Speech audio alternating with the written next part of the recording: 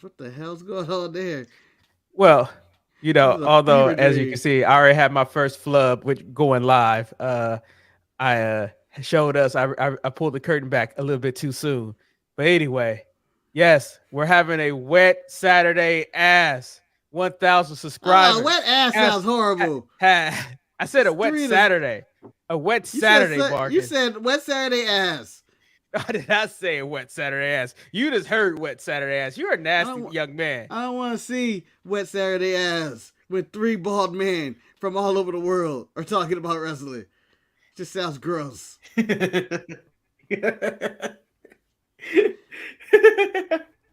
Hey guys, welcome to another Wet Saturday Ass Saturday of the Sharpshooters Wrestling Podcast. Just sound horrible.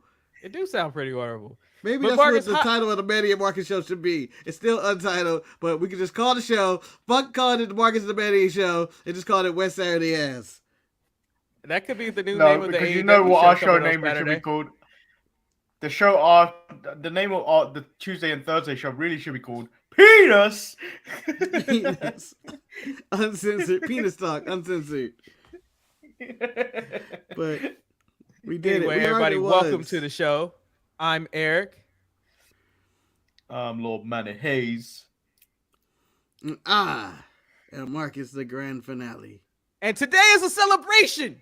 We were supposed to be here to celebrate HillCon of all these factions getting together, but something got bumped for that. So my meeting that I had with the Rebel and Mad Dog just went out the window. Fuck them, because now we are official.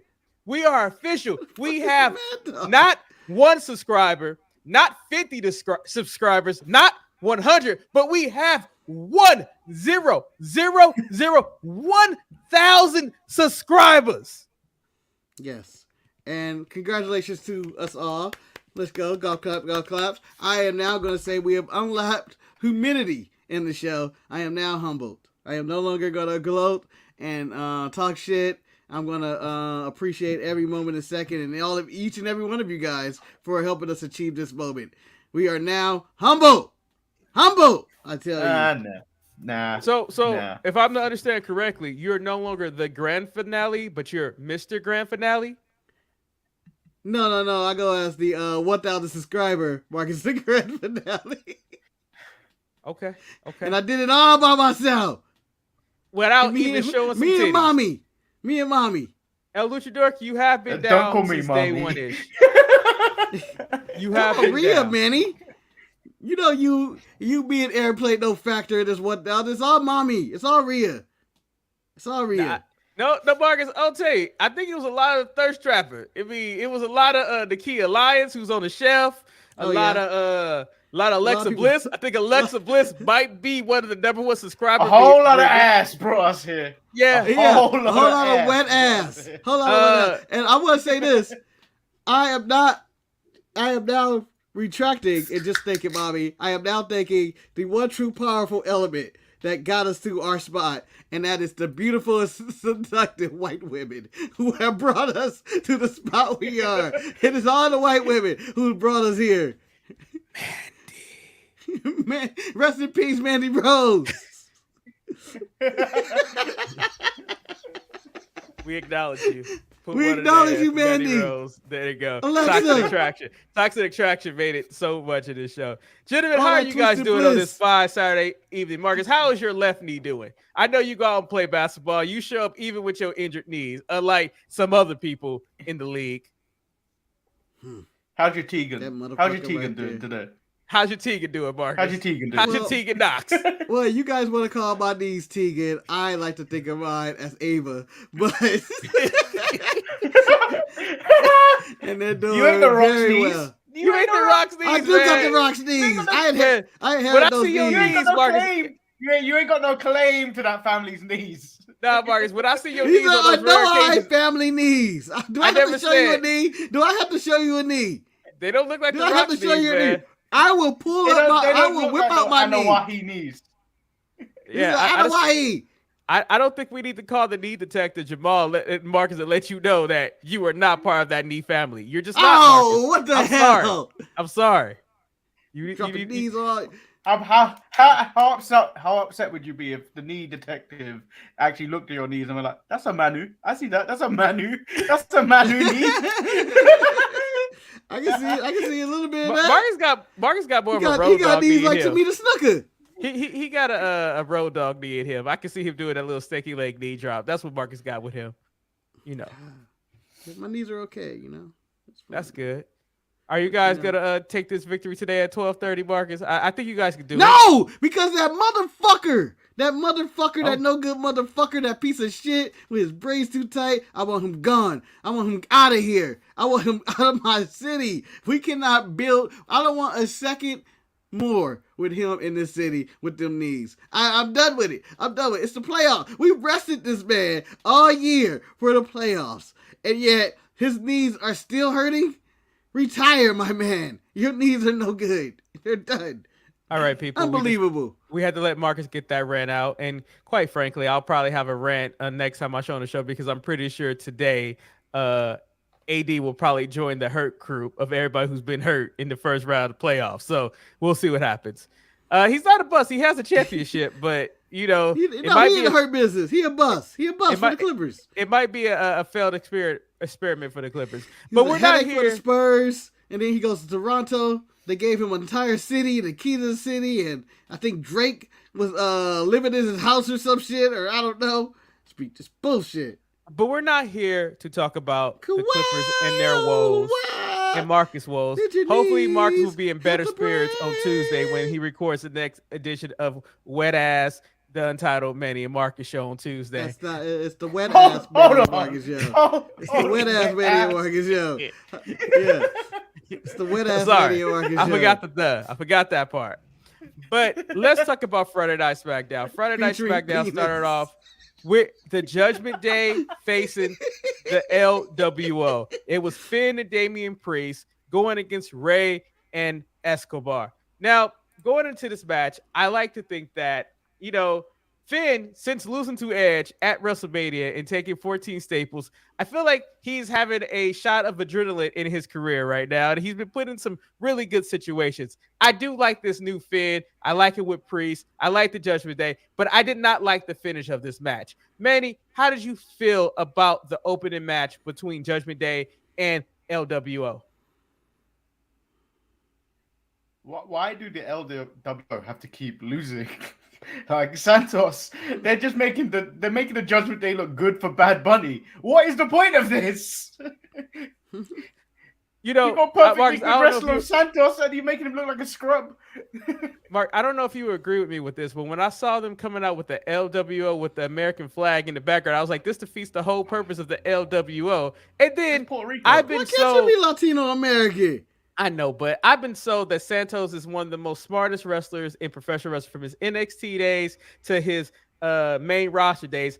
I know for a fact he knew that Finn was not the legal man. I did not like that finish. I was pissed by that finish because Santos is a much smarter wrestler than that. How did you like the match, Marcus?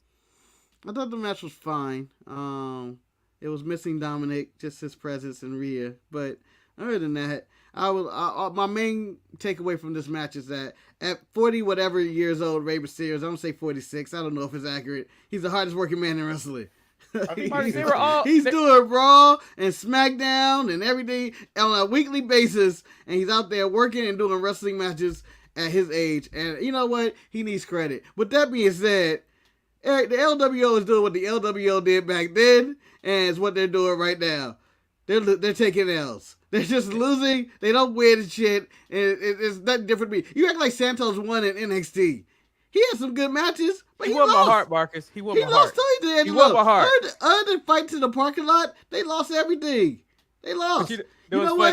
They are one step away from riding to the ring in lawnmowers when Vince takes over again. Well, as Manny alluded to, all it seems like that the LWO does is lose to the Judgment Day. And after this match, more confirmation of that role was made when Zelina Vega went and discussed with Adam Pearce about her desire to face Rhea Ripley in her homeland of Puerto Rico so she can lose in Puerto Rico to Rhea Ripley. Marcus, Zelina is asking for a lot. You think this was going to be a good match where she loses ultimately? I question Adam Pearce's matchmaking abilities at this point. Zelina has not wrestled in 10 years since she won the Queen of the Ring in Saudi Arabia. So I don't think she deserves this title shot. Yes, it's in Puerto Rico, but I'm sure that you can scour the world and find another more deserving Puerto Rican female wrestler out there that deserves this. Just because you're from there does not justify you get a title shot. Fuck you. Well, I feel like she has some shit on Adam. I mean, technically, I don't think she ever cashed in whatever perk it was from winning the Queen of the Ring. And so maybe in 2023, she's finally doing that. Because if I remember correctly, when her and Xavier won the respective title, Xavier did some things. He came out with his goofy crowd and stuff like that. And she was stuck with Carmella. She was stuck with Carmella, though. So she won the tag team titles with Carmella. Oh. Yeah. Yeah, but those titles don't even really exist that much. Yeah, no, those titles mattered, Eric, because those are the reasons Sasha Banks is in Japan right now. Because that's who she beat. Marcus. She beat Zelina and Carmella. They won the tag team titles, and then they threw it on Vince's desk like 2 weeks Marcus, later. I know you enjoy living in the past. And the problem is, Marcus, she's no longer Sasha Banks. She is Mercedes Moné. You have to say her name right. She has moved on from that lifestyle. She has moved on. But someone who cannot move on move on from their lifestyle. If you saw her on the street right now, are you gonna say, "Hey, Mercedes"? No, I'm not gonna talk to her because she doesn't want to talk to nobody. I'm not. I know who she is. She's rude. She don't want to talk to nobody. She's you. She's a snake. Well, she is kind of me. I know what I am. If you were in the same position you were in, you would not talk to people like, "Stay away from me, people. Stay away." I talk to everybody. I am a very friendly person. Is it authentic? I cannot confirm or deny, but I am friendly. I am friendly. Also, Luchador, when you make statements like this, can you please add hit blunt and then say, "Well, if it's a fake Ray and the Ultimate Warrior conspiracy?" I'm just saying. I feel like that would just make the most sense when you say something like that. Well, as we try to make sense of SmackDown, we got a Nakamura package, and right after that package, we had Karrion Kross who cut his promo. Manny, I know how you feel about Karrion Kross, but he said he went down a list of the things that he took. He took away Madcap's joy. He took away McIntyre's temperament, and he took away Ray's patience. So this man is taking credit for a lot of stuff that he didn't do. So he plans on taking Nakamura's honor, and the first thing I said is he going to take him to the rape room. Manny, what is Kross doing? He's taking him to the sex room, the bondage room. I know. the one with... Them two are the real king and queen of the ropes.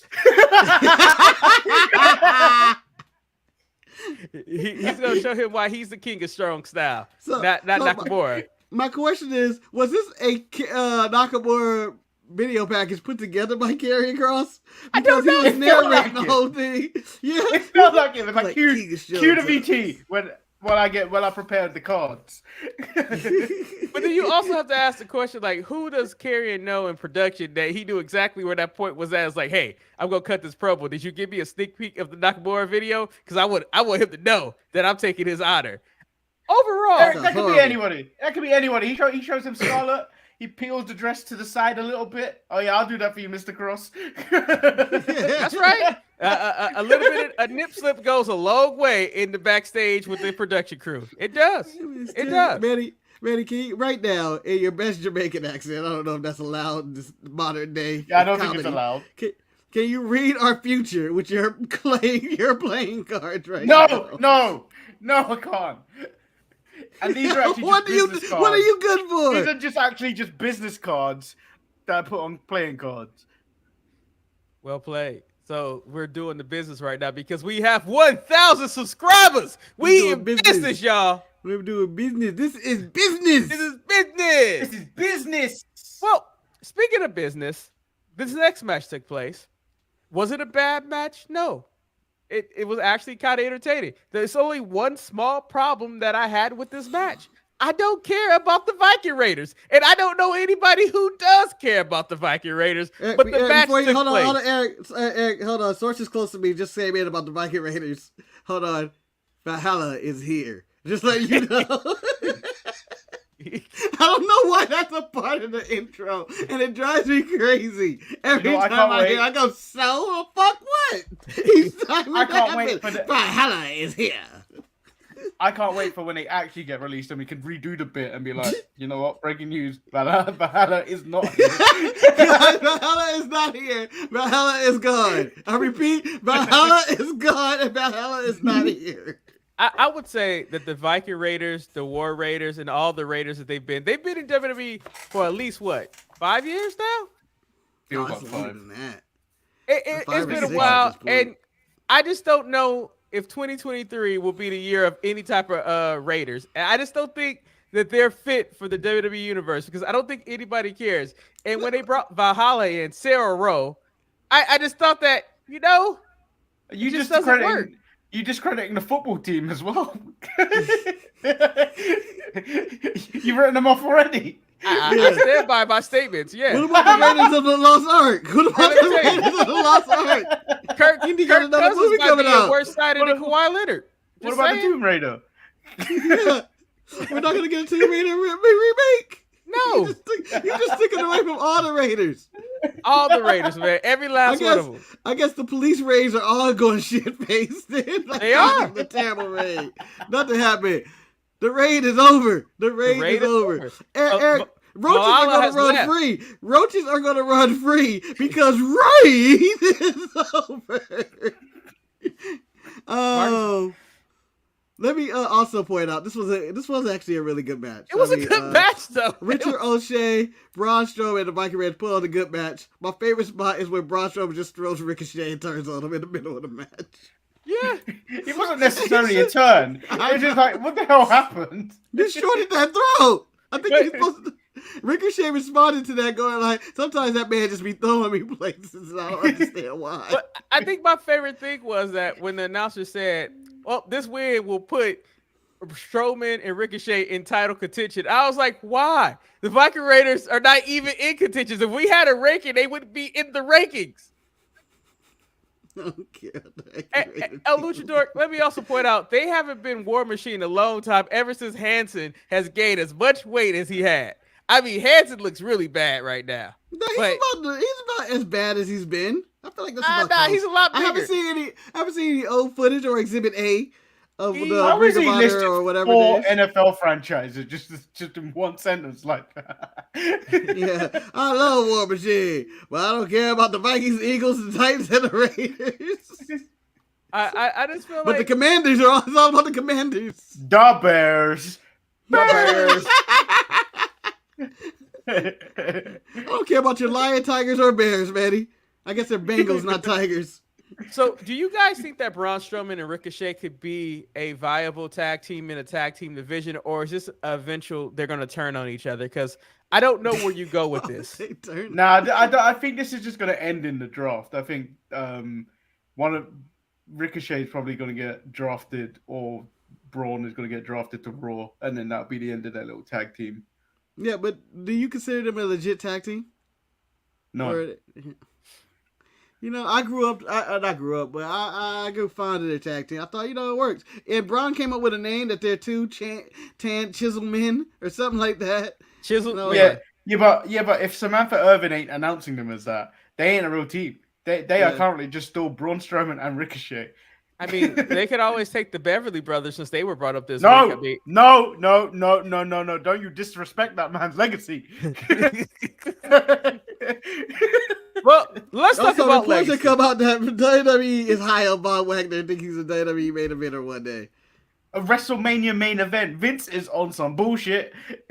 Well, also I read that on some more random WWE bullshit, Vince McMahon and Johnny Gargano are close, and he's a fan of his, and he called him a few times when he was talking about negotiating his contract, which I would like to hear Vince McMahon say that himself with his mustache.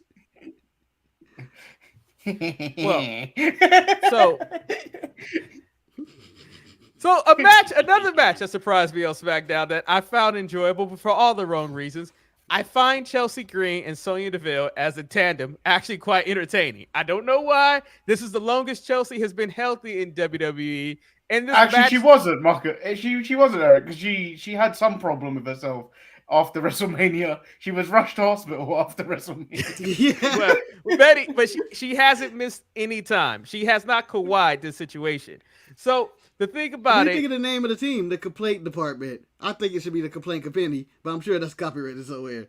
I actually like the complaint department because they look like, honestly, they should have called themselves the Karens, but I don't think they can do that nowadays. But that would have been amazing. Well, there's no Karens in the group. But you wouldn't call yourself a Karen. That's the problem.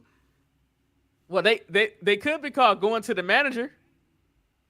No. With that being said, I found this match more entertaining than I should have. The fact that the match was won because Liv Morgan threw water and then Raquel Rodriguez put that foot on the back. But I think the thing that sold it for me was Wade Barrett said, "Oh, this referee has caught everything that Chelsea and Sonya has done. But as soon as Liv and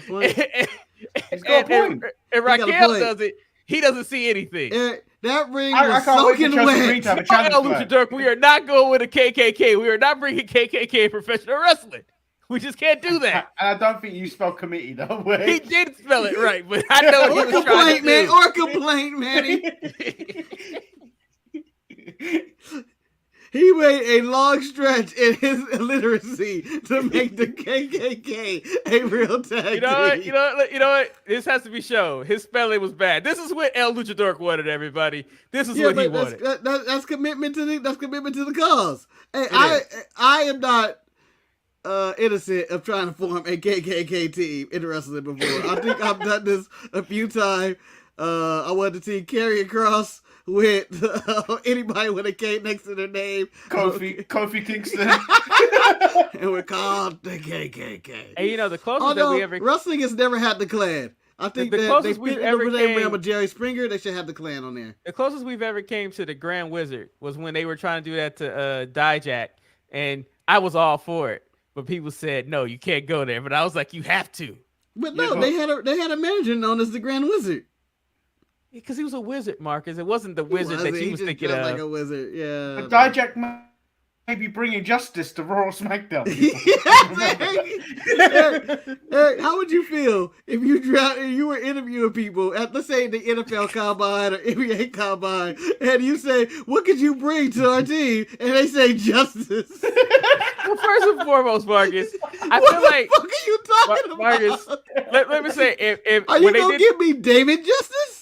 When they did the interview, poetic justice. When they did the interview, Marcus, with Dijak, when we're doing the draft stock and stuff like that, and they saw that he was still using a cassette player, they was like, "We can't call this man up. He's still stuck in the past. Why are you using cassettes right now? Everybody record interviews on their phone, but he's still using cassettes." Let's for instance, like NFL mock draft this. if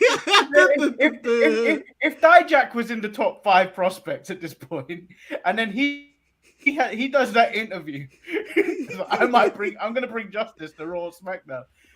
How low do you think his draft stock is? Okay, he might fall off the draft. I wish round into a 7th round pick. I really should have. I'm gonna bring hard justice. I should have downloaded some draft music when we start talking about the WWE Draft after we finish SmackDown. But still, he man just got into the chopping block. Nick Khan might be looking at him. We bringing justice. Hey man, because we don't want justice here. We gonna get to be Mel Kiper of WWE. We gonna get every pick wrong. That's what we're gonna do. Overall, Mark, did you like this tag team match? I mean, is the women tag belt back? I would say that we now have 3 legitimate tag teams throughout the entire company, and I am now considering Sonya and Chelsea one of them teams. It's Sonya and Chelsea. There's Isla Dawn, as you want to call her. Isla, man. I know Isla now, but I know her name is Isla. And Elba Freya, as you want to call her. I never called her Freya, Marcus. I never called her Freya. I know she was the fire.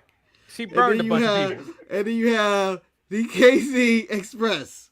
So 3 tag teams throughout the entire company. You know what? That is 3 times as many as they had when Sasha Banks and so-and-so had their titles. Naomi. You're just going to give Naomi so-and-so. I couldn't remember her name at that current moment, okay? So-and-so. Wow. I almost called her Trinity Fatu, and then I was like, fuck, what is her real name? What's her real name is Trinity Fatu. You know what I meant. I mean, what's her WWE name? So speaking of Can somebody, I just a luchador where they were gonna name Walter after a Nazi? That's ridiculous. That comment, because like any German at that point could be considered a Nazi. So there you're wiping out a complete German ancestry of names that they can't use anymore. So then you have a German named Peter or something. I just felt like hi, my name's Peter, the Nazi. When the name change of Walter took place, I felt the internet was just being the internet, complaining about shit, finding shit to be negative about, and stuff like that. Right now, Gunther rolls off the tongue. I don't even remember he was called Walter. And since you guys brought him up, let's talk about a man that was holding on by a thin thread. He's holding on to his WWE career, even though everybody is Kawhi on his team. I mean, there's no Big E, there's no Coffee, but Xavier Woods is still in the backwoods. And let me tell you something. It's not often that a match that mean nothing, but this match meant something to me. I felt like this match had a story because Woods is an underdog, and he was going against Gunther. He had no reason to be in this match, and he did his best. And when Gunther chopped his back, I was like, God damn it, not in the back, because he didn't even see it coming. And I enjoyed this match more than I should have, and I never thought that Xavier was going to win the match, but at the same time, I thought it had a good story. Manny, Gunther, and Xavier Woods, what did you think of it? Out, Woods is technically the heel in this situation because he disrespected Gunther last week. Like, he was constantly like with his trumpet. Yeah. And then the match, I expected it to be good. Woods on his own is incredible. Like, don't forget Woods' single run when everyone else was still hurt. That, like, I think early the beginning of last year. Like, he had an incredible run at one point. I expected a good match from Woods. I think Woods is safe. His career is safe. Mark him safe from the releases after the draft. But let me ask a question. Will he be drafted? Well, how's his stock? I mean, he's not going to bring justice. What will he bring to the table? If Marcus, if you were Xavier Woods and you're being interviewed for the WWE Draft, what is your intangible that you're bringing to the table? Oh, damn. Now I got to pretend to be Xavier Woods. You're bringing morale. You've got the ability to raise morale around you, even though someone back there with a fake morale detector. I bring people up, and I never bring people down. That's why I should be drafted this year. No, he's bringing tag teams back. That's what he's doing. Just remember what he did with the New Day, and then he did with Paige and Brad Madden. That's horrible. Wow. That's horrible. But I knew this man was serious when he came out with his hair and cornrows. He wanted to win. He wanted to win. And he had no chance of winning. Former Nazi Gunther Stark beat his ass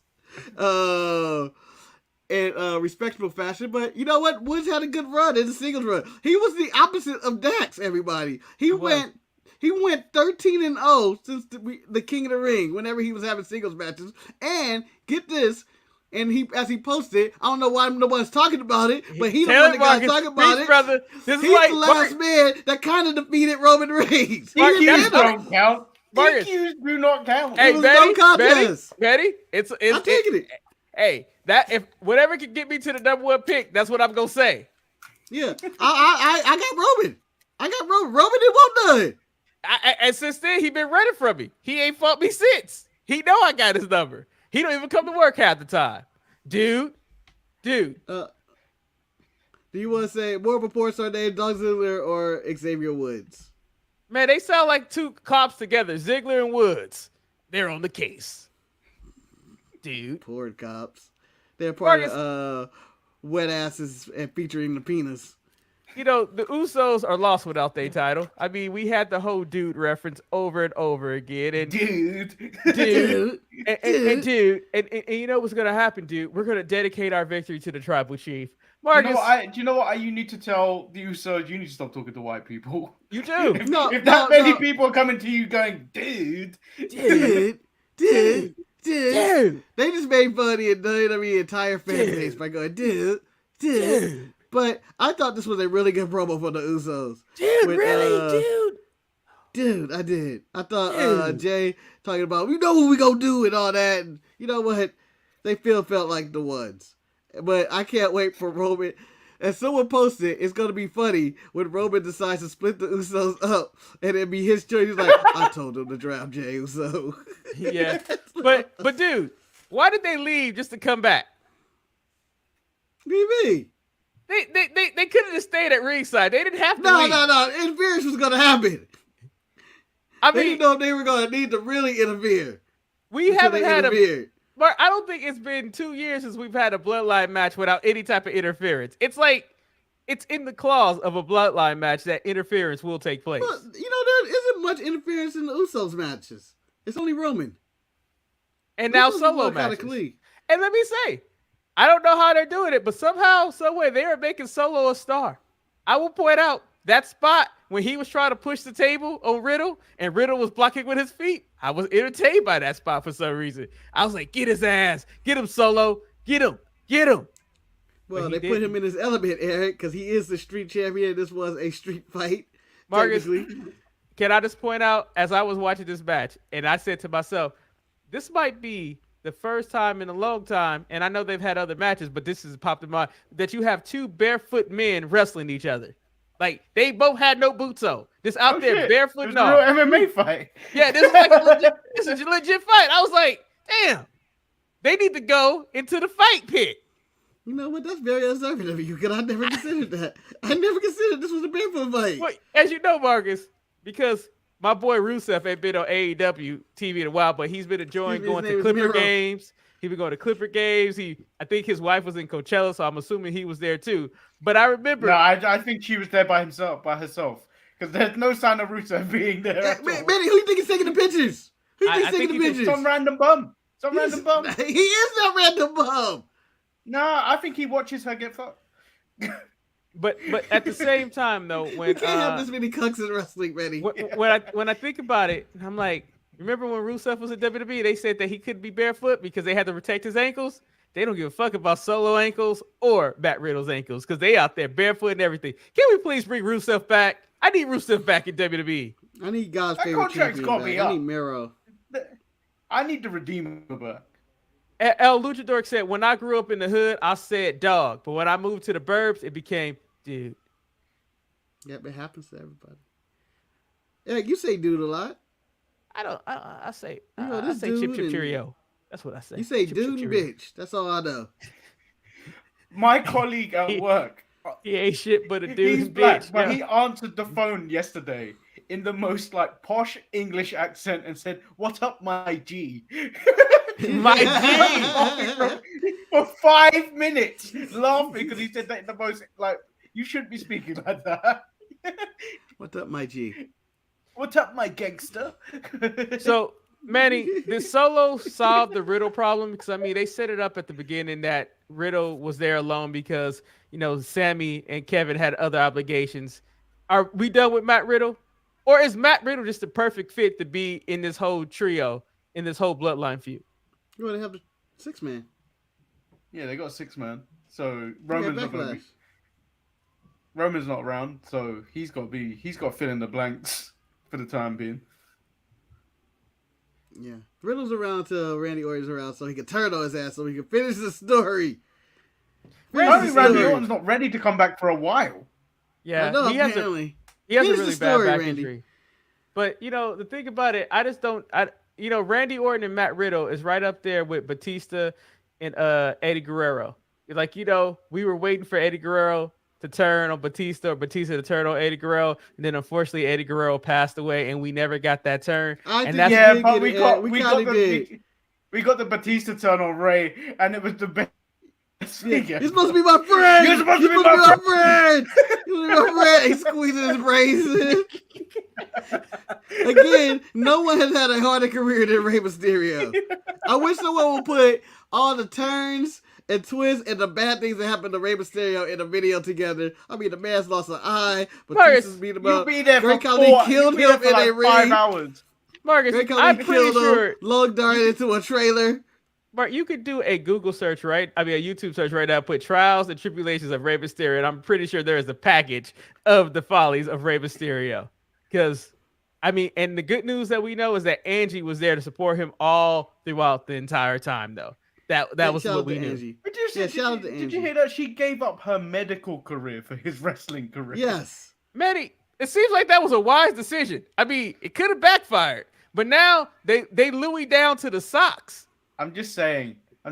His knees wouldn't be in the state they're in if she kept on her medical career. Hey, but Manny, they wouldn't be wearing designer. They'll be wearing Macy's. Yeah, and if she really wanted to do this, she could always go back to school and get her medical It's brought license. to you by Dr. Pepper, dude. Dr. Pepper, the only doctor I see on a daily basis. And that was SmackDown. SmackDown was actually a very enjoyable show. Nothing happened. Was it the best show of the week? Yeah. I think crazy. I walked away from it and I really enjoyed it. I got Monday Night Raw, hold to serve. I know, Mark, Man, but being you, the best show Mark, of the week. you've been a Monday Night Raw supporters for a long time. Not really. Normally I shit on Raw. It was all about HeelCon this week. Yeah. I get, and I was a little bit Bloodline. disappointed that the only reference we got to the Bloodline and the Judgment Day working together was a small bit of commentary during the tag match. But I feel like there should have been something, like just an Usos interaction with Priest and Finn. Manny, Finn summed it Backstage up or something like that. when he said, when he was asked about the relationship. What do you mean, But what do you mean, They did the damn job. The Judgment Day didn't do I will anything. point out, we've all been in that situation at work where you've been forced to work with people who you despise. And if someone says to you, it wasn't that bad working with insert name of hated employee, and you just respond, because it wasn't as bad as it could have been, but you really didn't want to work with their ass to begin with. Because you could have did it yourself. You could have. All right. So Marcus, because you're the most boisterous individual, I believe you were Mel Kiper in this, as we discussed the WWE Draft. Marcus, how wrong will your board be this coming Monday when the draft takes place, Marcus? Who is going number one? SmackDown. The draft is on SmackDown. It starts on SmackDown, not Raw. I thought they said SmackDown. No. SmackDown's the show. So the show you're not on next week on Saturday that you said because you're going to a wedding, that's the draft episode. Well, I mean, that's what happens sometimes. I had to go do research. But Marcus Kuiper, let me know, Marcus, who is the consensus number one draft pick that's not the champion? Because I know they always do some type of consumption where, Roman can't be drafted because he's everybody's. But who is the non-title You have to include the champion. I am going to say my number one draft pick, and I think, listen, Stephen A., I know that people think that fish grease is just good as chicken grease, but fish grease gets the job done. I'm going to go with turn to Kendrick Perkins. All right. Yeah, I'm going to get the American Nightmare, Mr. Cody Rhodes, as my number one draft pick because kids love him. Kendrick, you out your goddamn mind. I'm going to let you know right now, right here, the number one pick is going to be the number one pick from last year. And he got my butt. It's going to be Becky Lynch again. Becky Lynch is going number one. Why the fuck would you back Becky Lynch? Her stock is over. Its stock is over, but she is the man, and that's who we take it. Let me turn to, I don't know who Manny could be. Well, who are you? I was just somebody louder and obnoxious. He just Florida Eric. Yeah, I was like, you just went to some type of Southern Kentucky fried chicken accent or some shit. You ate too much Colonel. I'll tell you, stop eating the Colonel, Eric. That's what happens to everybody. They start getting these Southern accents and start saying, I reckon that this is going to happen. That's what happens when you eat too much of that. Stay out the Colonel's biscuits. Don't you tell me what to do with my biscuits, boy. Turn that son bitch sideways. You lucky we via satellite on this draft. Manny, who you got? Who you got number one? We had the general managers in the satellite. It's just arguing. The first pick has to be Barefoot Charlotte. No question asked. Man, you've been after these feet for a long time, and I'm trying to tell you, them feet is dead. Them feet is dead. The barefoot is not as powerful as it once was. It ain't. It just ain't gonna do it. It is. Hold on. It is. You don't know. You don't know the power of the foot. You guys are underappreciating some members of this draft.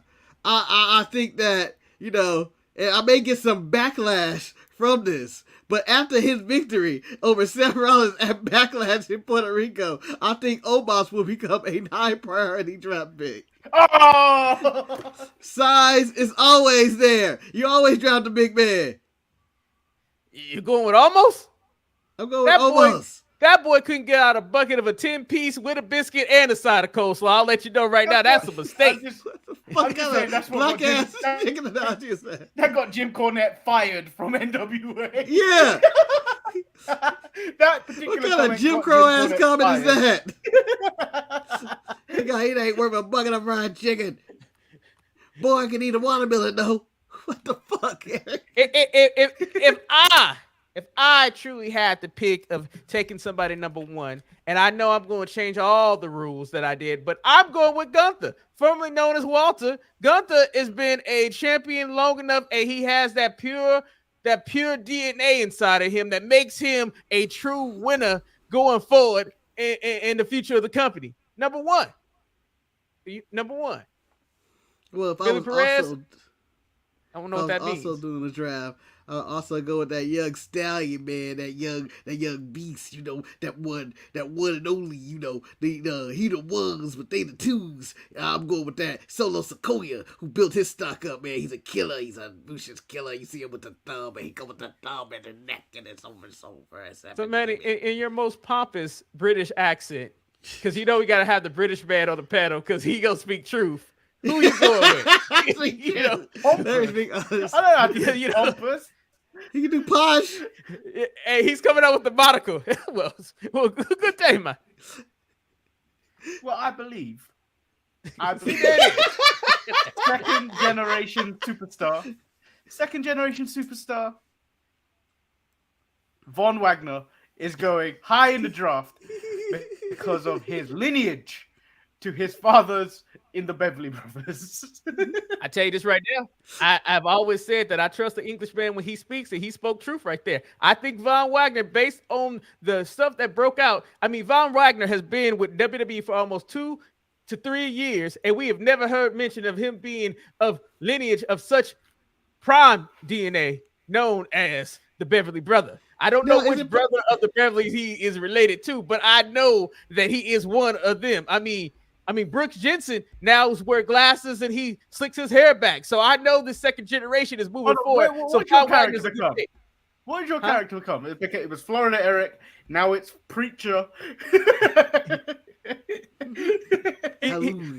My character is schizophrenic. That's what he is. I don't know what I'm going to be by the next thing. Oh, man. Oh. Are we still drafting? Or I think we can jump.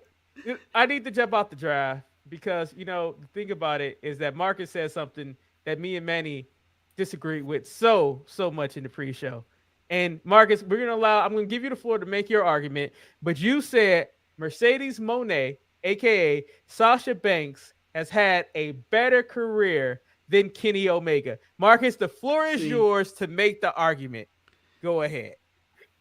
Well, I'm going to say this as not just a wrestler, as a human being, as a money-making machine. You're no wrestler, man. I don't know what you're talking about.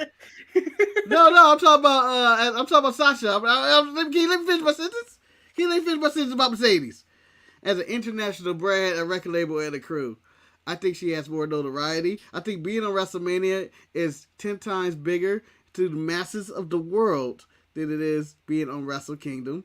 She's made a bit of that. A black woman should have never made a visit WrestleMania, and she did it. What I mean by never is that the cards of time. That didn't seem like that was even possible. She did that.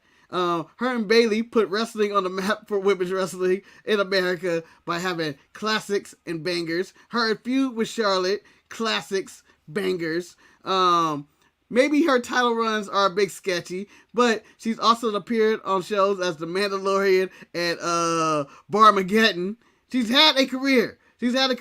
Kenny's only been a one-trick pony, and that was in New Japan. And outside of New Japan, he hasn't been nothing. In AEW, he had a minor run. You see glimpses of greatness, but it's not sustained. I am saying Sasha has had a better career than Kenny, by God, Omega. All right, I side with Dave. Dave motherfucking Melting. He has given Kenny more stars than anyone. He's a bigger star. He's collected more stars. He's the Mario of professional wrestling. Your whole argument gets a strike because you brought up Dave Meltzer. Well, you know what? Since he did bring up Dave, but I'm not going to bring up the 6-bout machine. But let me also give you a couple of accolades, Marcus, that you may have forgotten about Kenny Omega. Let me remind you who Kenny Omega is. He is an IWGP Heavyweight Champion. He is an IWGP Intercontinental Champion. He is an IWGP Junior Heavyweight Championship. And you know what? That's a lot of New Japan. But let me move to other places, Marcus. You piece of shit. He is a AAA Mega Champion. Tell me who he beat for the Junior IWGP Championship. It doesn't matter. I'll give you all his titles. He is a AAA Mega Champion also. Wait. Let me go someplace else. You may have forgotten this, though, Marcus, but he also won the Impact Unified World Championship, too. He's also an AEW champion. He is an AEW Trios champion. Marcus, should I say, what has Sasha Banks, Mercedes Moné done outside of lose at WrestleMania time after time? Or wait, but let me also point out, she may win a title, but she'll lose the title in less than 30 days. That's why she walked away. Well, she is still currently the IWGP Women's Champion, and she is the second one to do that by defeating Kyrie, your favorite pirate princess of all time. I just want to say that, yes, Kenny Omega has these other belts in these other companies, but if you were to say that to the average Joe on the street, oh, he won the AAA championship. What, did he run in a tow truck company? That's what they would say, because no one knows what Mexico wrestling is in America but the hardcore wrestling fan. Marcus, no one cares about anything in the Tokyo Dome but the hardcore wrestling fan. When it comes to bigger and brighter lights, Mercedes Verdanos, I think that's how you say her last name. I probably said it wrong. Is the bigger and known star. Yeah, when you say that, Marcus, though, what she's is Snoop cousin. Boom! What is Mercedes' new wrestling name? What's her surname? Money. Kenny's made more money in wrestling than Sasha Banks, period. Yes. What proof do you have? What proof do you have of that? I would like to see bank accounts. I would like to see receipts. I would like to see tax returns. He's made more money. Marcus, let me ask a question. I'm just curious, Mark. Let me ask you this question, and this is a simple question for you. If you were starting a wrestling company now, and you got to pick between Kenny Omega or Mercedes Moné, who would get your money? Who would you draft? Kenny. Or Mercedes? Well, Kenny's more professional. Nah, Marcus. Kenny's more professional. Kenny's more professional. Didn't he get involved in a brawl for it all in the back with CM Punk and the Young Bucks? And didn't he get bit by Ace Steel? And wait a minute, Marcus. That's not different. Marcus, Tony is rectifying that situation that took place. Mark, he is rectifying that situation. He's going to split the brand and start a new show on Saturday so they never have to see each other again. But she dropped the belt. I want to say this. Once before. Let me tell you this. Sasha has more guts and testicular fortitude than Kenny because she was able to handle her business and walk out on a known sex trafficker known as Vince McMahon. I don't know. It's not sex trafficking. It's just fucking. He likes to fuck, man. We don't know what it was. There's a lot of NDAs. But I'm just saying she stood up for herself. Kenny's back there being Tony Khan's bitch and whipping boy for the Young Bucks. And also, Kenny is friends with sex offenders, okay? People who love little kids and he booked them and stuff like that. Sasha has none of that. All she's ever done was say, fuck these people, I don't like you. Sasha's nothing without Bayley, man. Bayley ain't nothing without Sasha. Just saying that. I mean, Bayley reinvented herself. Yeah, but when you think about the 4 horsewomen, and this is no disrespect to Sasha, but Sasha is the least successful of all of them, but in her head, she is the main one. You had Becky, she had her run at the top. You had Charlotte, who's still going around barefoot at the top. And you've had Bayley, who's been at the top, and she has recreated herself. What has Mercedes or Sasha done that can let me tell you something equate to what Kenny Omega has done? Let me hit you with something. WrestleMania. As a black woman in this industry, has there ever been anybody that was able to accomplish anything she's ever accomplished? Bianca Belair. And you want to know why? No. Race. Bianca Belair has eclipsed her. Yeah. Guess what? I believe hold on. believe Before Sasha before Sasha, there was no such WrestleMania thing as match black that you women in keep wrestling. talking about, I believe, Manny. My She memory opened may the be a door. little foggy, but didn't Bianca win that match? Yeah. I think so. Yeah, she did. I She believe did. so. I'm Yeah, on but my she own cheated. She against used the to break. wall. She used to break. And if it wasn't for her husband, she would be nowhere in this industry. Talk about Bianca. Levi, it's because Marcus decided to say Sasha Banks has had a greater career than Kenny Omega. He did. This is what I happened. said it's the bigger career. I think it's the bigger career. If I were to pick careers, I would take hers. Yes, I had classics in the Tokyo Dome and, Okada and, all these other Bryan Danielson and everything else he's done and Sheeta and all that. Like, that's great. That's all great, no? So Marcus, But you feel like the fame Sasha Banks, comes from Sasha. Banks, Mercedes Moné. She's in Star Wars. She's in the Star Wars. She can do. I don't give a damn about no Mandalorian. Yeah. It's the most boring thing in the world to me. Yeah, I haven't even finished it. Go into a movie. But You ain't finished. Hold on. And you ain't finished shit. You ain't watched shit. I finished The Last of Us. You said you ain't finished anything. Don't count for nothing. If you were telling me, Marcus, you know what? Guess what show I finished? And you tell me Cupcake Wars one more time, I will have a fit. Or Guys Dinner Diamond and Drives, or Worst Cooks in America, or any of these other cooking shows you watch. You don't finish shit. You ain't gonna sit here and disrespect Cupcake Wars. What are you waiting for next? Property Brothers like the movie? You ain't gonna do that. Property Brothers the movie? What's You that? ain't gonna do that. You ain't gonna do that. I mean, El Luchador thinks it's Mercedes, Becky, Flair, and then Bailey. I don't think it's that order. But it's Flair, Becky, Mercedes is interchangeable, and then Bailey. I'm just saying. Marcus, and I'm not even a big Kenny Omega fan, but in the wrestling world, I'm taking Kenny Omega over Mercedes Moné. Just saying. Yeah, she hasn't. It turned to success. It turned to success. She got it. I agree. Marcus, is she greater than the self-proclaimed greatest of all time, Trish Stratus, who said that shit on Monday? Well, she was and just want to point out because Becky messed up. She never said thank you. But you know what Sasha never did? Bark like a dog. Never barked like a dog in the middle of the ring. Never had to sleep with Vince McMahon in front of his paralyzed and catatonic wife. Never had to sleep with a table. Thank you, Trish.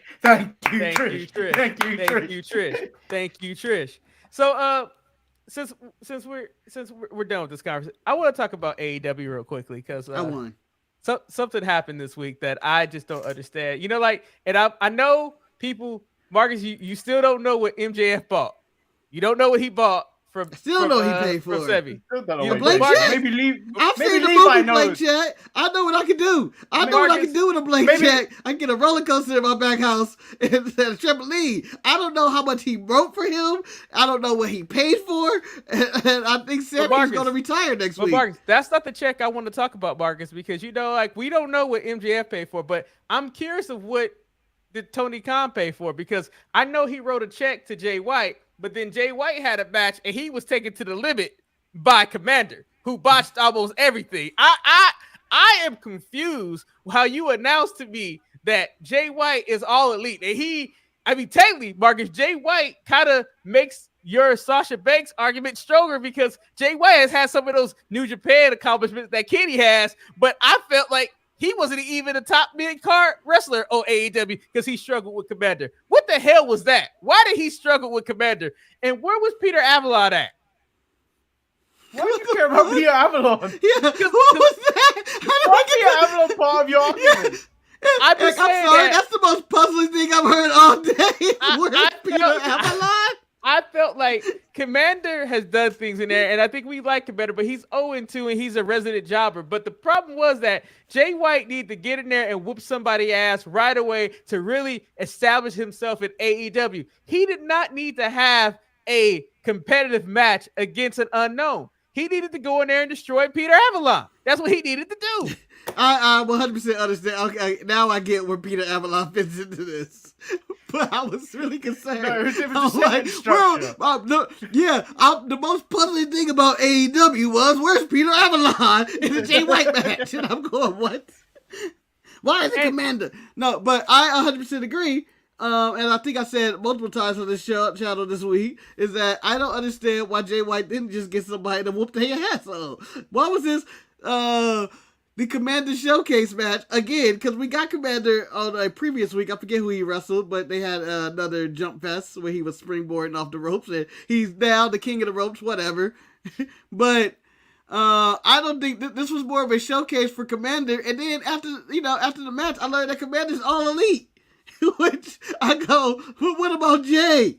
Jay is here. And then Jay is feuding with Juice Robinson or feuding with Juice Robinson as Bullet Club Gold with Sean Spears? Well, my God. But the night was still a lot more confusing. And I'm not still here to talk about MJF and what he paid for. I'm more to talk about this hot potato known as the TNT title.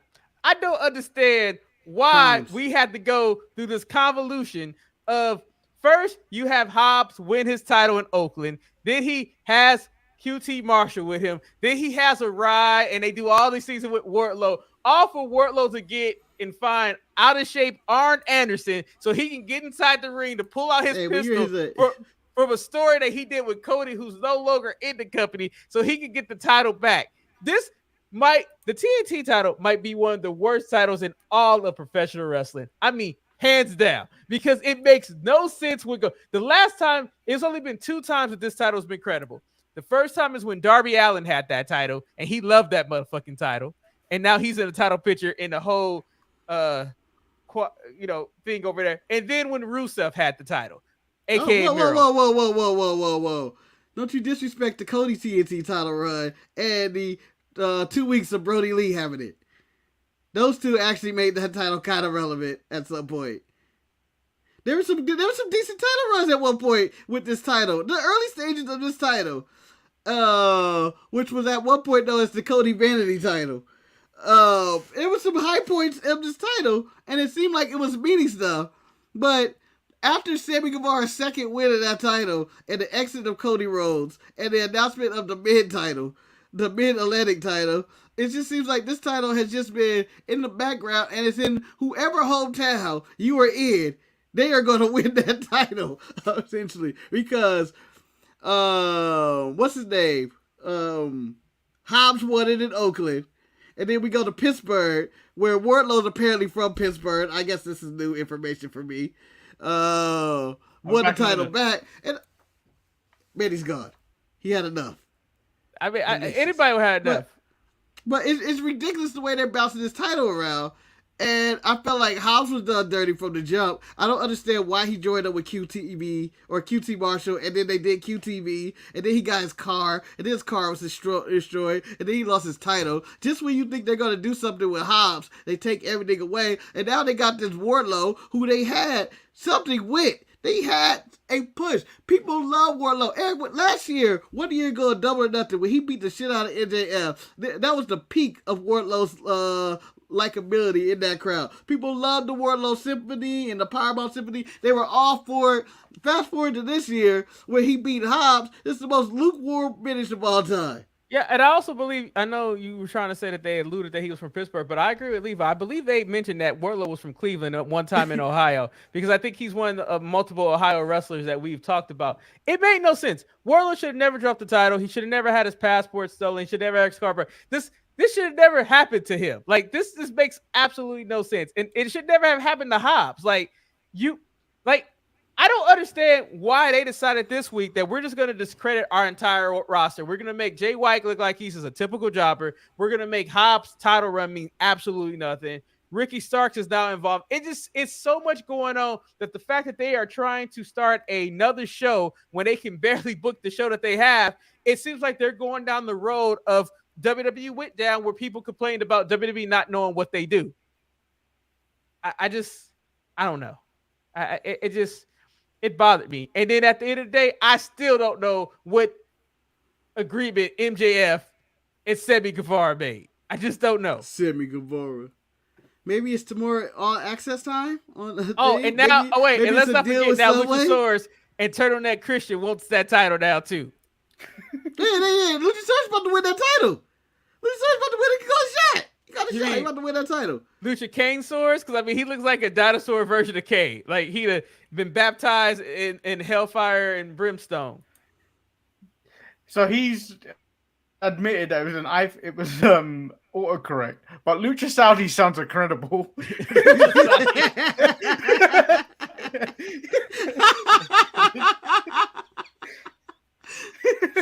I am covered up in a mask. I like to be covered up in a mask just like my women. I like them covered up at all times. Everybody, But Lucha Saudi Mansoor has sounds become ridiculous. Mansoor, so we need to have a new representative when we go to Saudi. We now We're have going to be Lucha Saudi. retarded. Lucha Saudi is here. Lucha Saudi sounds like the most made-up wrestler ever. He's just like the ultimate heel. It's just waving that flag back and forth. Can I go back to a What question the for hell, you guys? Lucha Saudi? Do you guys think that the same thing is? Do you guys think the Jay White signing is going to end up being like the Bandito signing, where he's just going to disappear and then come back eventually? Because I still don't know what happened to Bandino. Well, No, I I think think that's because he's he's going to go to Bullet Club. That's Commander. Yeah, I think because he's Bullet Club, I think you can keep. He'll be more floated around, but I feel like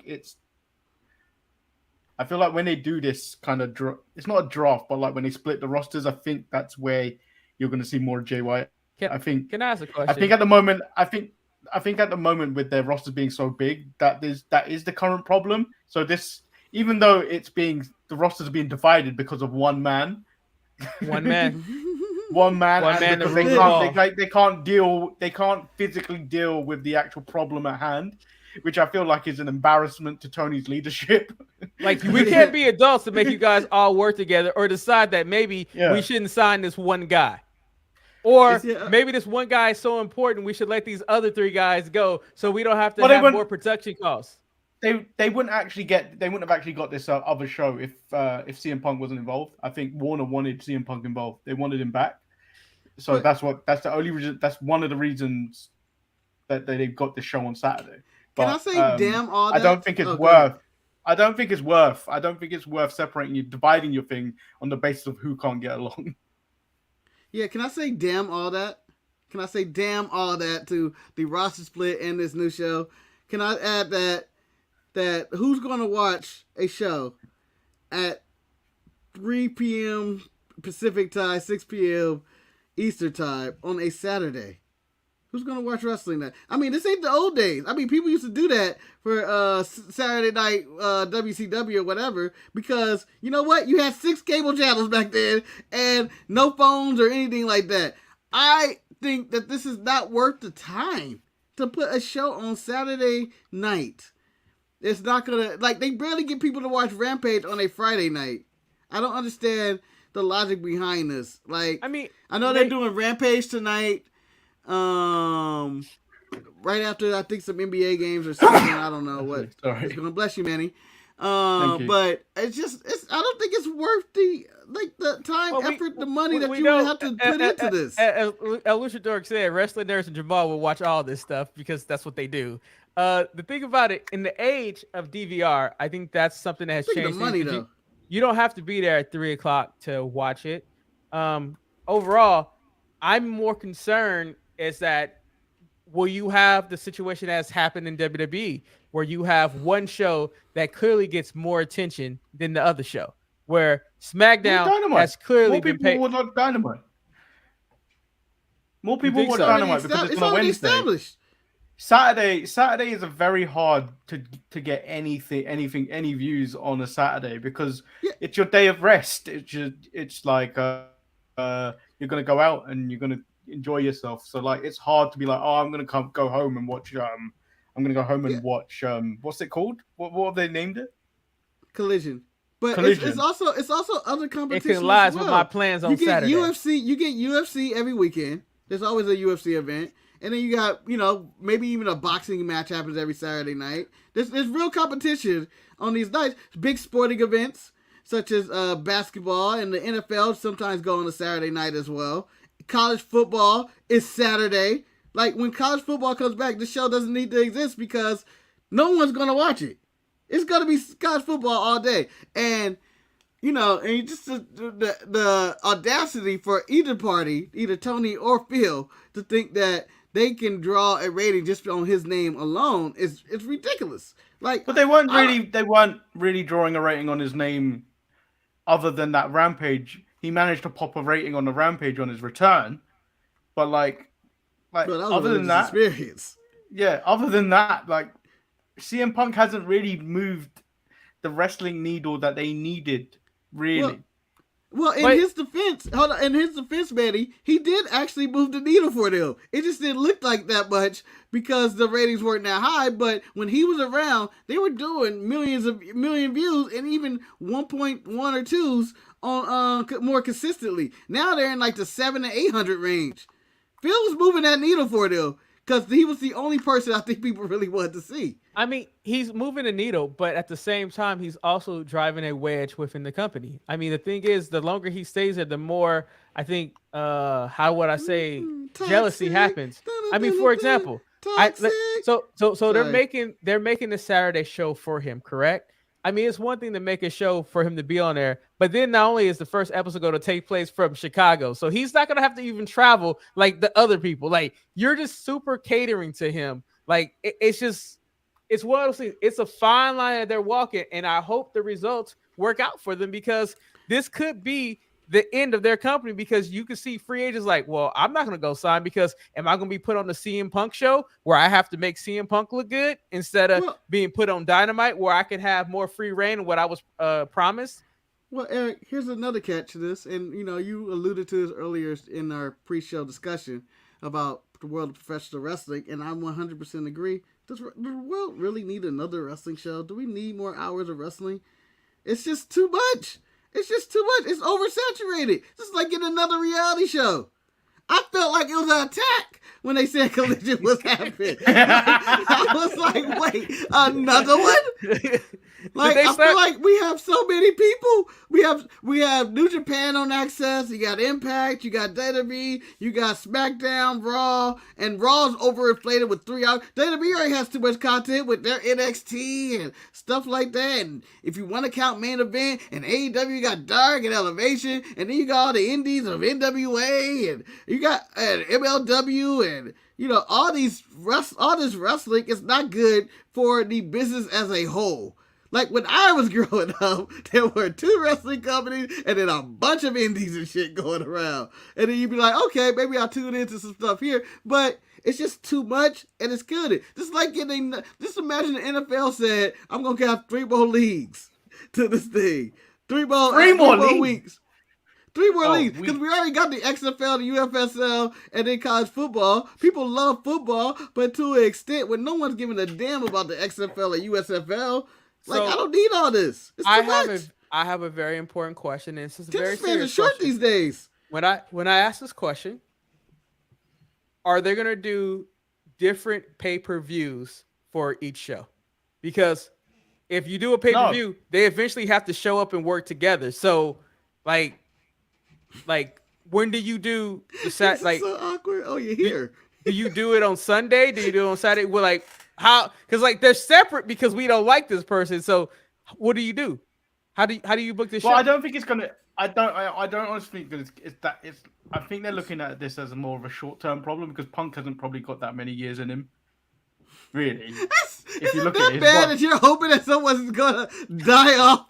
He don't have that many years in him. Like, that's a Vince McMahon situation. He don't have much time left. No. But like, think. Like, look at his body. His body is actually just giving up on him. Like, he's had far too many. He's had injury problems since he's come back. So like, I don't think his body's cut out for it at this point. So what happens? What happens first? Punk gets hurt or walk away, or the Young Bucks and Kenny Omega walk away from AEW? Could be both. Like if questions. Oh, go ahead.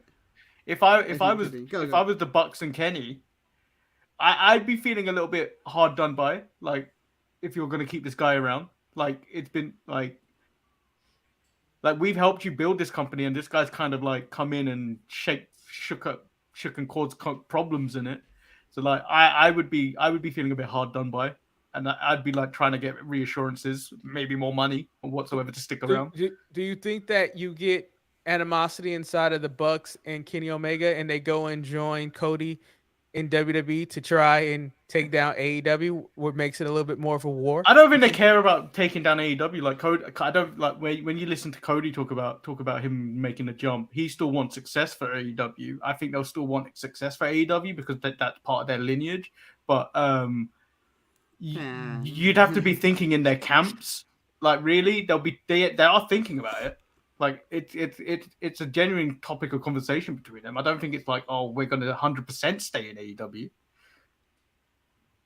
I mean, for me personally, selfishly, I kind of want the Bucks to leave. I would love to see the Bucks versus the Usos. I'm curious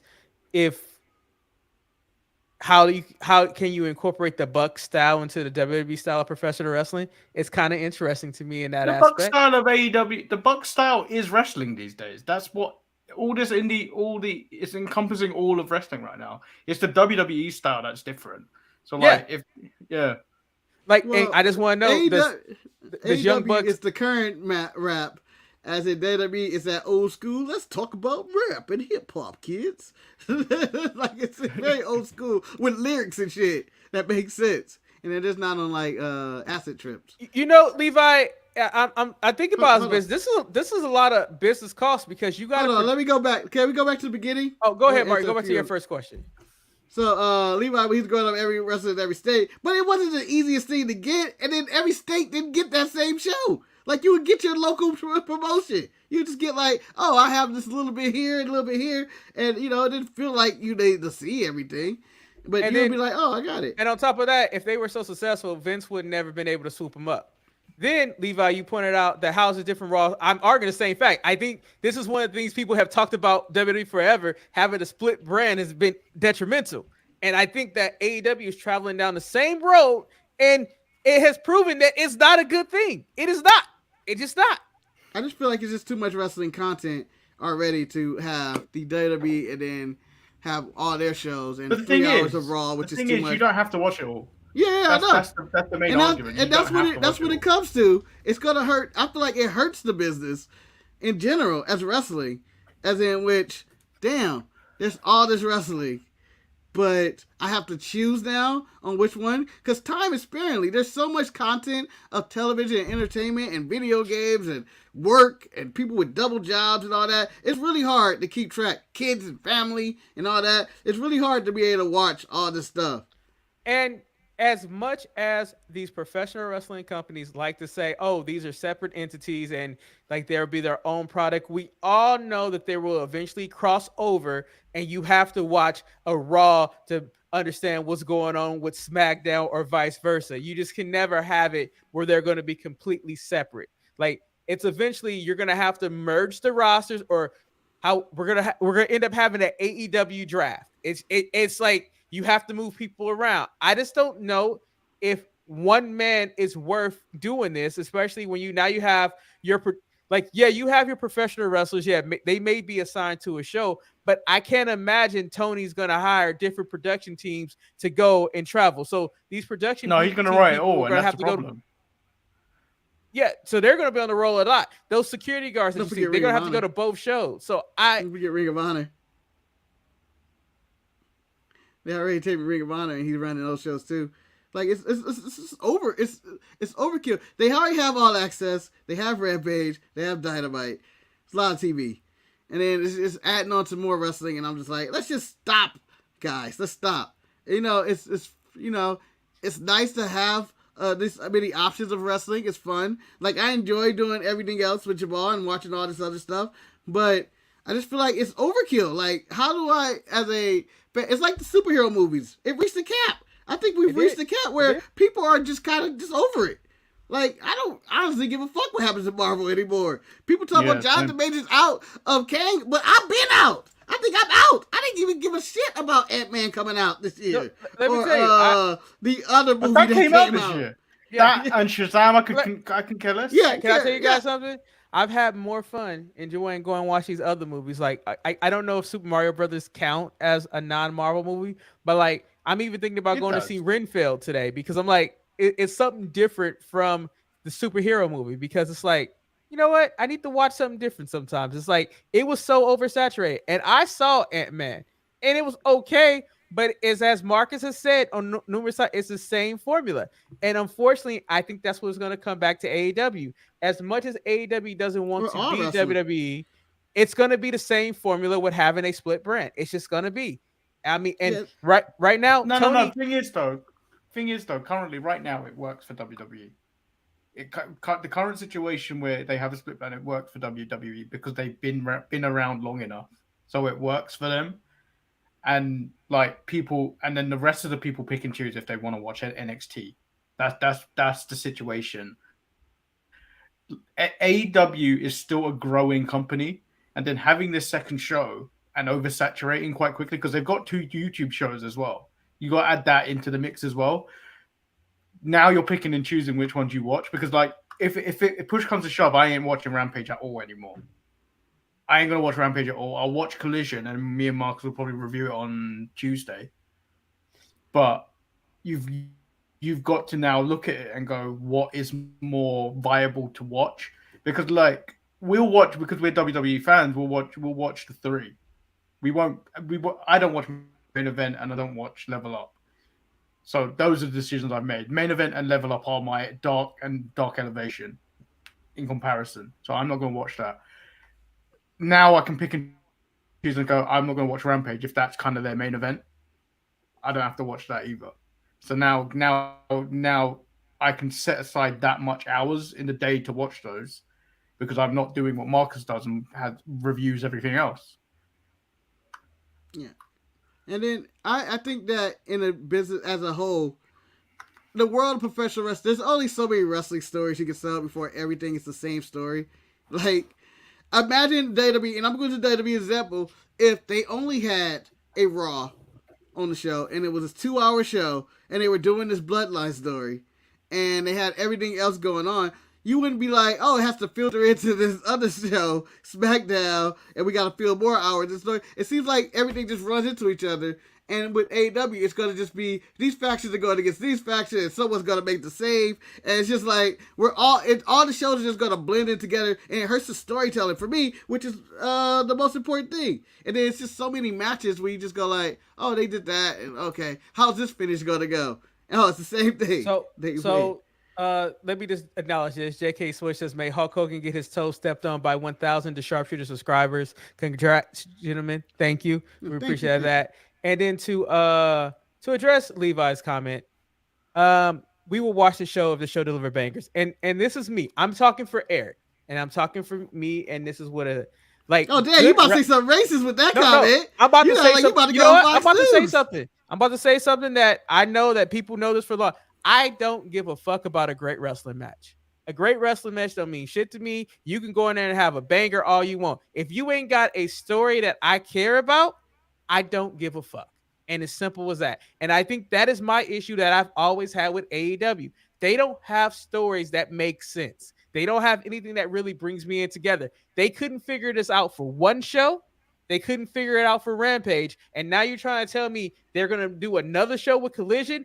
And I think you're just going to have wrestling after wrestling with no purpose. Like, we still don't know what Sammy Guevara got from MJF. We don't know. We don't even understand why Darby Allin got a bye.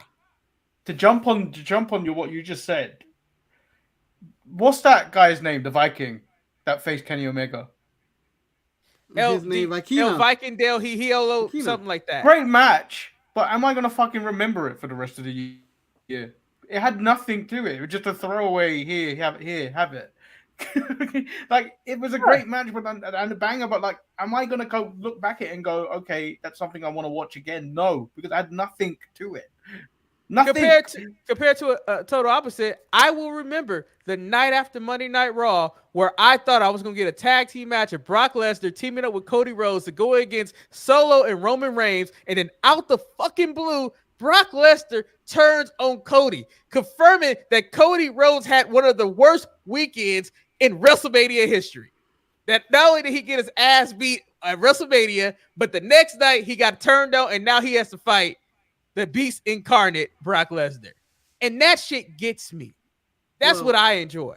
Well, if we're going to go back into the retro part of the show, what do you remember the most about the Attitude Era? As damn sure ain't any of those matches. Hey, I remember Shawn Michaels like taking there's the some title. matches like, TLC or, Foley getting thrown off a cell or some crazy shit like that. Or, maybe it's Bret Hart, Steve Austin. I thought you would ask me a serious question. I was ready to answer. It was rhetorical. Oh, okay. But the stuff that really hits, that you really remember, Choppy PB. People coming in with the beer trucks. Characters like Sable, Steve Jack Austin, Daniels The smashed Rock. over their head.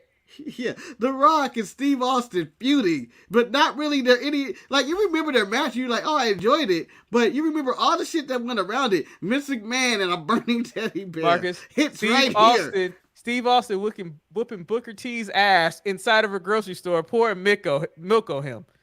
Yeah, you remember most of the, like, insane story things, and then most of the matches were trash. And it was like, let me just enjoy this entertainment.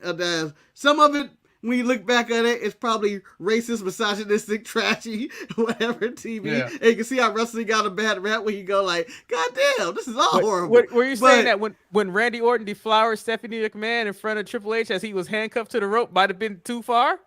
Maybe? Just a little bit? I remember Darby Allin. Yeah, and then like you see that be Yeah. Yeah, but which time? Which time? Because multiple times that's happened. Yeah. That's what you're gonna remember about Darby Allin. Man, that's how he threw himself downstairs. You're probably not gonna remember a particular match. You may remember his cinematic match with Sting. You may remember he's cool with Sting and all that. But in the long term, you're gonna be like, Darby Allin was pretty cool. This is not like me doing. Like, you're gonna remember those nice moments of like his crazy stunts and not every detailed match. And he's had some really good, like, pretty good matches. But you're gonna remember Darby Allin, the character and what he's like. Let alone how many matches he had, I feel like. I'm actually curious. I'll go with you first, Manny, since Marcus talked a lot. Yeah, Punk versus Currently, MJF promo. Like, that was amazing. What is your most memorable moment from AEW at its current stand right now? Oh, I had a few, actually. Ooh. I asked Manny first, Marcus. Wait. I know. I didn't answer. Did I answer? You wanted to, though. I think I have one. Okay, so I'll go to Marcus. Punk returning? Maybe Punk returning and that guy crying? Surprisingly, my most memorable moment is when Arn Anderson talked about pulling out a gun on somebody. I don't know why that was the first thing that popped into my head. I was like, this is ridiculous. Also, Kenny Omega going through that coffee table. That was actually kind of funny to me. Let me go with a few things. And, people may say this is a negative thing, but fuck it. I'm going to remember this for the rest of my life. Exploding barbed wire death match. It may be considered a negative, but I'm never going to forget that shit of the pyro just going off and Excalibur going, oh my God. Like, that is burned in my head. But, just the optics of what they were going to do with that, the feeling of an exploding barbed wire death match and it lead to that end, that's going to stick with me. Cody ending racism is going to stick with me going like, what the fuck is he talking about? This dude has clearly lost his mind. What you call him? John Moxley's debut when we were there at Double or Nothing. The first Double or Nothing. The first Double or Nothing. CM Punk's return. Brody Lee, all of that, just the Exalted One, and the good, the bad, the ugly, and the stuff that you go like, wow, this is a respectful wrestling company. Thunder Rosa and Britt Baker killing each other in the first time they did it, and now hating each other as mortal enemies. Like, there's a lot of memorable moments in AEW that you just get as moments. That's still not resolved. That's still not resolved. Nyla Rose and Rio. The battle between Nyla Rose and Rio was epic at the beginning of the Serena stage. Deeb and the pettiness of Sheeta and Serena Deeb. Where is Sheeta? All-time classic feud for me. Holy Sheeta. Hey, I will always remember the run of Dax. Dax had the greatest 2022 of any tag team wrestler who went singles. Like AEW's over? No, but you asked for memorable moments.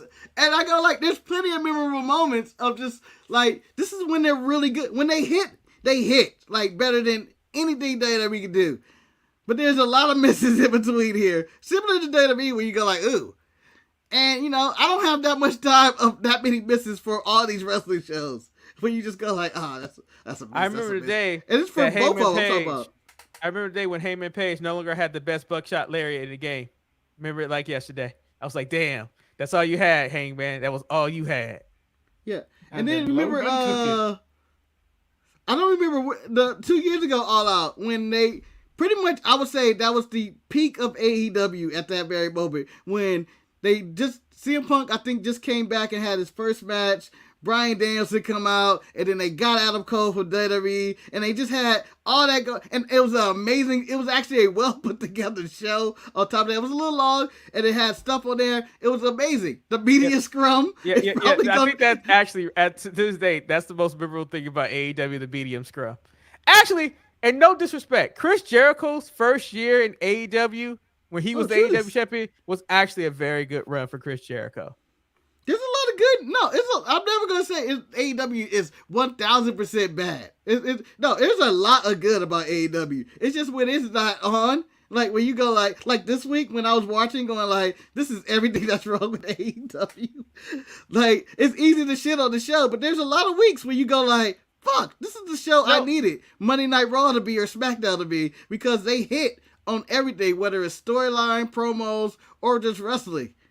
Like I felt like. With AEW, I feel like they always wanted it to be Sammy Guevara, Jungle Boy, Jack Perry, Darby Allin, and MJF in this position that they're in right now. However, I don't think that AEW took the proper roads to get those other three superstars at the place that they needed to be to make this moment feel bigger than what it is. Because when I look at the roster, I feel like there's so many more people who are more deserving to be pursuing MJF for his AEW championship than the three that are pursuing him right now.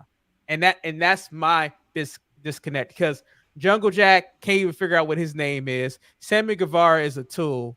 And quite frankly, Darby Allin has been damaged from falling downstairs so many times and being associated with Sting. He's not damaged. Like, he even got hit by a car and he still managed to wrestle.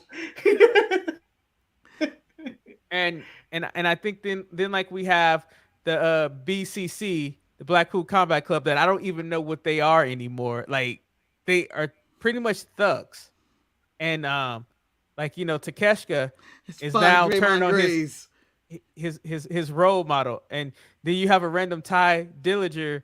I know that's not his name. Sean Spears in the audience using his old Ty Dillinger name. It's a lot going on. But I think we have rambled on enough. Manny needs to probably go get something to eat, and Marcus probably needs some sleep, and his Clipper game is about to start in 2 minutes. It already started, I thought. It starts at 12:30, buddy. It ain't a game, man. It's a disgrace. I just want 20 minutes of the commentators going, look at him sit there. Look at him. Look at him watch this go on. Marcus, if you know anything about Kawhi Leonard, he's like CM Punk. He ain't gonna be out there with the team. No, what Kawhi Leonard is? He's not like CM Punk. He's not. He's the tribal chief. Shit. He shows up. He does his work. He does a good job. Everybody's happy with it sometimes. Some people might fanboy or whatever. But he'll cut a promo into the camera and you're like, fuck, I missed the tribal chief. And then he's gone. Like right now. And then the Fire Nation attacks. But, that's where the tribal chief is.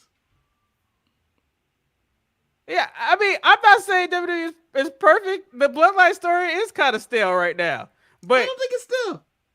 I'm still invested into the 1,000 Days and the dynamics of the Usos and Paul Heyman and the merger with the Judgment Day and shit like that. But the Bloodline still works for me. I think what WWE has done, though, Levi, I think they've given me other things that I care about. And that's the thing. Like, I find this whole Becky and Trish thing hilarious. The fact that Trish became evil for the simple reason that Becky did not thank her is hilarious to me. I don't know why. I like the whole Bad Bunny. I like the Bad Bunny Judgment Day interaction. They have a lot more stuff that appeals to me because it's been long. And then let's be right. All of the kids, Levi, all of the kids know about the tribal chief. They know that they're gonna boo the tribal chief. Yeah. even in my workplace, there's a bunch of people who are casual, and it's mostly because WrestleMania was in LA. Some of them got tickets and they didn't know what's going on. They now know all about the tribal. I feel like it's building up, and then considering that SmackDown does do, not to attack Dynamite or anything, it does like double whatever the ratings are or whatever. It is the bigger show. It's the bigger show. And the House of Black has disappeared again. More people ask questions about what's his to me, because they know I'm a wrestling fan. What's his AEW about? And I tell them, like, oh, it's a good wrestling show and all that. And then when they see it, they go, like, so they just wrestle? And I'm like, yeah, no, that's what they say. There's some story. They literally come to me like, oh, so they just wrestle, and they want like drama and stuff. But Marcus, I've came to at work and people say, hey, I turned on that AEW. You watch wrestling, right? Do they do any stories or do they just wrestle? I was like, for the most part, they just wrestle. Like, I've had this conversation. And they was like, man, I'd rather watch WWE because sometimes they told me a story. Like, sometimes I'd be flipping through the channel and there'll be nothing else on. And then I get to WWE and they be doing some dumb shit. But I'd be like, I need to figure out where this dumb shit go happen. And it's like, that's what happens. Well, we're in the current season of wrestling showing up in the casino I work at because of the NBA playoffs end, and you may get Rampage or something. Or if they have it for some reason on FS1 or Fox after a baseball game or something, the Smackdown be on. More people, I feel like, when I'm in there, are more caught up into the random shit that happened on Smackdown. They go like, oh, people are on AEW, they're doing flips, and like that's kind of what they go. It's like, oh, that's a lot of flipping or something, and I'm going like, yeah, it's cool, but they never really seem to be like, they never ask what's going on here. And El Luchador, your statement is a good way to end the show. AEW light on stories, but heavy on action like real sports. Not necessarily, because the NBA right now, although there's games going on, everybody is talking about the drama. People talk about the Draymond curb stomp, the now Kawhi Leonard. Now you have Draymond Green. Super kick. You have Kawhi Leonard with his Tegan Knox knees. You have the injury to Joe Embiid, who like to kick people in the nuts and stuff like that. Can I try to deliver shattered dreams? Can I tell you the best wrestling character in all the world of sports right now? Dylan Brooks. He's the ultimate hero. He's Seth Rollins and Draymond Green had a baby. Because it's amazing. You know what? Let me tell you guys something right now. This is how you book a motherfucking main event. This Laker-Timberwolves game is much watched for the simple reason this motherfucker said that I will not respect LeBron James until he drop a 40-piece on me. So you're going to watch tonight. Call him old. I don't care. You gonna watch tonight to see if LeBron's gonna cost the Lakers a game just to drop a 40-piece of Dylan Brooks, because his quote was, "I'm not about this bullshit. I'm about the game." And I'm like, oh shit, LeBron is pissed. I'm like, yes, give me that. That shit is drama right there. It's like, oh, I gotta see what's going on with this shit. That's why they're like the book, like they have the most rest schedule ever. Like if the Clippers had this schedule, Kawhi's knees might be in better shape than what they are right now. You want to know what the main problem with wrestling right now is? The real world is trumping it. Yeah, you can't. Not Donald Trump terms. I just mean like the characters in the real world. With Donald Trump in there too. On the real shit, you got him in there too. But the real world characters are beating the ridiculousness of the wrestling characters. There are some storylines in the real world. Whether it's sports, whether it's the NFL. Whether it's the governor of Florida, who is like, you know what, the death penalty, I don't care if all 12 people, you know what, if 8 of them say that we can do it, we go still kill this person. Yeah, what the hell? But here we go. With the stuff, Ted DiBiase's a better heel in real life than he was in wrestling. Whoever thought that the most dangerous tag team is Brett Favre and Ted DiBiase Jr. was the most dangerous tag team in the game, stealing money from the Mississippians. Damn. As Levi said, NBA does have the best booking right now. They book some shit. Draymond did not need to be suspended, but Joel Embiid needed to be suspended for delivering shattered dreams. I stand by that. James Harden got kicked out of a game for hitting nuts for just doing a push-off. He always does. And also, can we talk about the guy who has the worst pull-out game in the game, Tristan Thompson, attaching himself to an NBA roster for unexplainable reasons. Just unexplainable reasons. Well, that's just Laker drama. I mean, I don't even know why he's a Laker. No one can even tell me why. I mean, there's just Pat Bev is X-Pac. He asked to be traded so he couldn't be in the playoffs. Yeah, but there's so much little drama in like the NBA right now. Where I will agree, it is the best book sport where people complain about refs. Refs have names now. Like only referees in wrestling had names back in my day. Now in all sports, who reffing this game? Scott Foster. Wait, first and foremost, because we're Tony going to do that. Brothers? Guess what? You know what? Another sport had to learn that they needed drama to be relevant. That's professional baseball. The biggest thing going on in baseball right now is that the damn home plate umpire can't call no goddamn strikes. And everybody. No, they kicked out Scherzer. They kicked out Max Scherzer the other day for pads being too sticky. Too sticky. Anyway, we hope you guys enjoyed this episode. I'm Eric. I'm Manny 1K. I am the humbled Marcus the Gun Finale. And tune in next week when we're at 2K. The 2K era. You guys, don't forget to check out all the other shows that we have on the network, the Untitled Manny and Marcus Show, everything else, Raw's Retro, and the Sharpshooters podcast that airs on Saturday.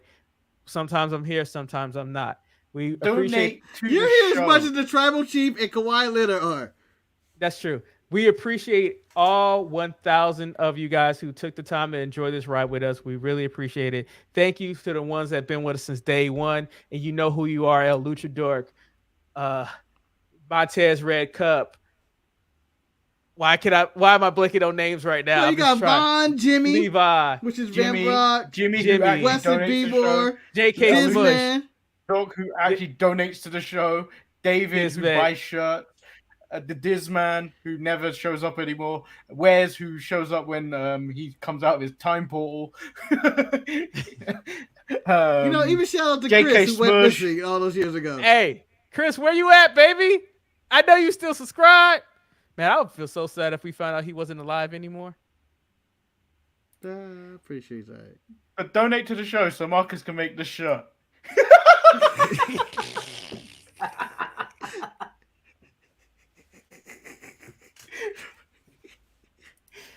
Eric, before we go, I want to preference this. Before we go, I want to preference with this. He said this to me on Tuesday. Manny, I couldn't sleep, so I made this shirt. But don't judge me. He's like, don't judge me. And I'm like, I'm gonna send it to you, but don't judge me. He sends this to me. Marcus, why do you have a cock on there though? You should have had it like a cock. You should have had like a chicken on there just to make it somewhat clean. No. I just put. All I did was blur out the fist, Eric. That's all I did. And that looked like a piece of poo. I know. I just blurred out the fist. It's just. It's Mark, I need you to stop. I'm also glad that you don't have a t-shirt machine because it would be ridiculous stuff that you would come up with. Nonstop. Can we get Manny a Nick Aldis is here shirt? Hey, Manny. How do you feel being Mark Safe from Nick Aldis? Was it the happiest day of your life when he showed up at Impact and showed that you have no desire to watch? I woke up with a spring in my step. I was so happy with life. Manny was walking around like Tobey Maguire and Spider-Man, just like he raged, just dancing. Yeah. He was like the Joker going down the stairs, like, ugh. No Nick Aldis on my TV. Is it Jerry Maguire when he has a shirt and he slides in his underpants?